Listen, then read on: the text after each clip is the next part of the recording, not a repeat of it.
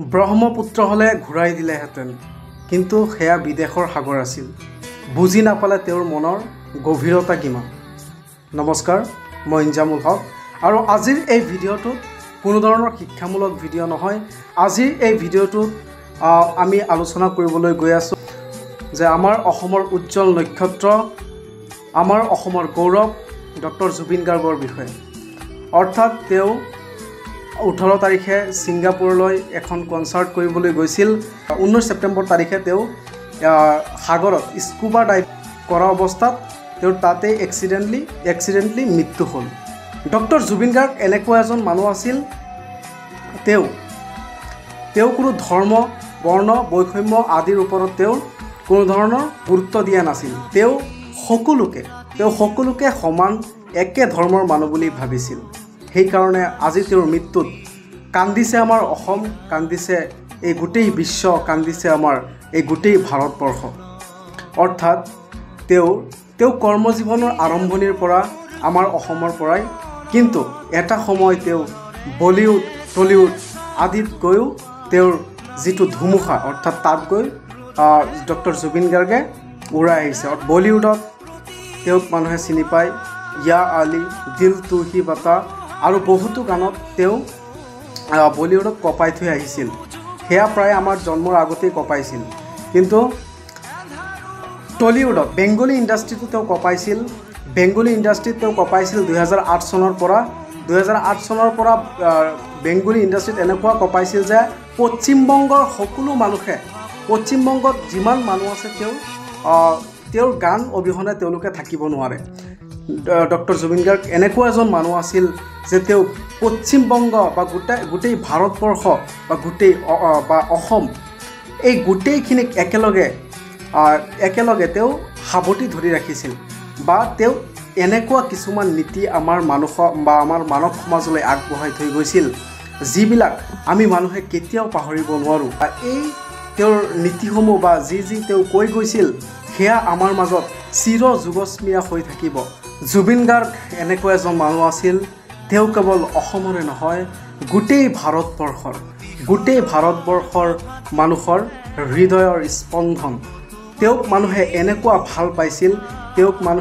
ভাল পাইছিল যে পাগল হৈও তেওঁক ভাল পাইছিল। বা ডাঙৰ বা মন্ত্ৰী, মিনিষ্টাৰ আদিৰ পৰা বলিউডৰ ইমান ডাঙৰ ডাইৰেক্টৰ আদি সকলোৰে মনত তেওঁৰ ঠাই আছিল।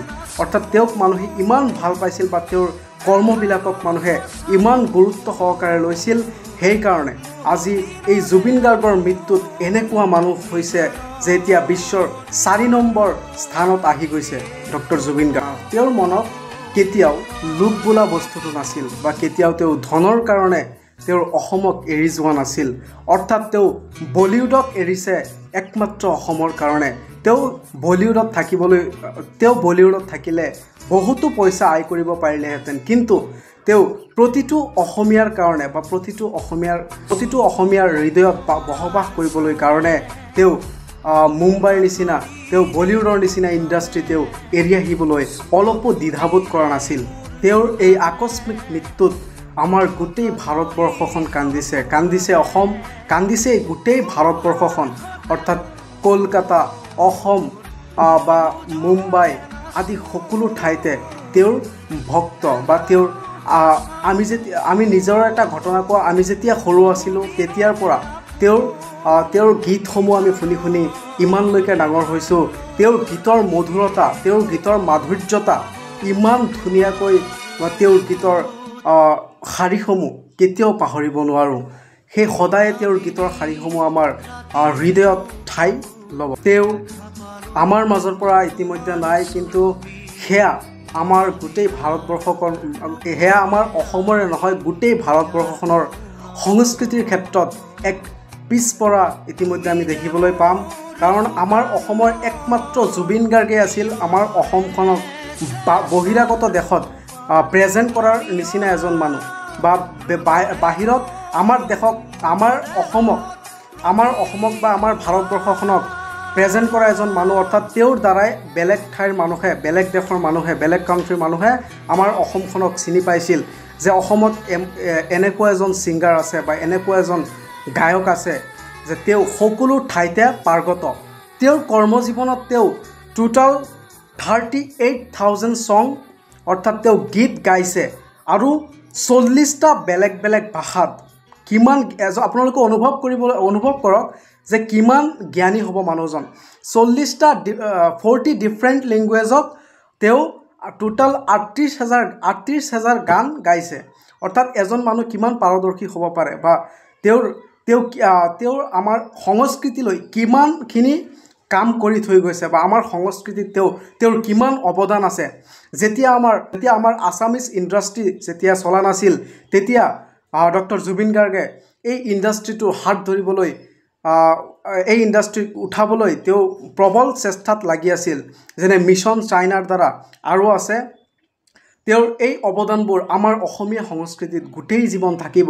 আৰু শেষতে মই ক'বলৈ বিচাৰোঁ ডক্টৰ জুবিন গাৰ্গৰ এনেকুৱা প্ৰত্যেকটো ঠাইতে মোৰ মতে প্ৰতিমূৰ্তি বনাব লাগে, যিবোৰ কৰ্ম বা তেওঁৰ যিবোৰ কৰ্ম সংস্থাপনা আদি কিতাপত ছপা কৰিব লাগে, তেওঁৰ বিষয়ে কিতাপত ছপা কৰিব লাগে, যে অহা 30-40 বছৰ পিছত যে কোনোবাই ক'ব নোৱাৰে যে ডক্টৰ জুবিন গাৰ্গ কোন আছিল।